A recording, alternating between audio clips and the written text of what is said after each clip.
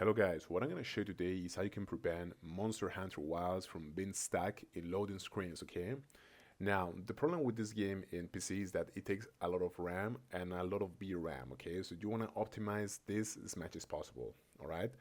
Now, the first thing that you can do is, first of all, you can verify the integrity of your files by going to Steam and by going to right click, and then you want to go to Properties, and then you want to go to Install Files, and you want to verify the integrity of the game files, okay? And that's the first step that you can do.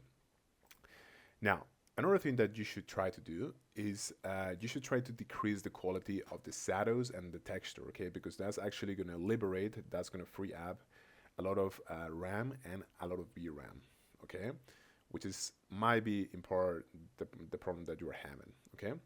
Something that you might also want to consider is to close every single program that you have open besides Steam and besides Monster Hunter Wilds, okay? This is going to be actually very important because this is going to consume a lot of RAM, okay? Something that you can also do, for example, is you can try to disable real-time protection for Windows Defender, okay, by going into your Windows Defender tab in here. And now you're going to go to Virus and Threat Protection. And now you want to go to Manage Settings and disable this real-time protection here. Okay?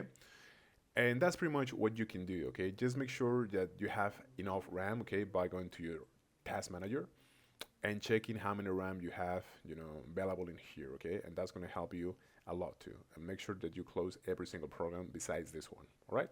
That's it. Thank you so much.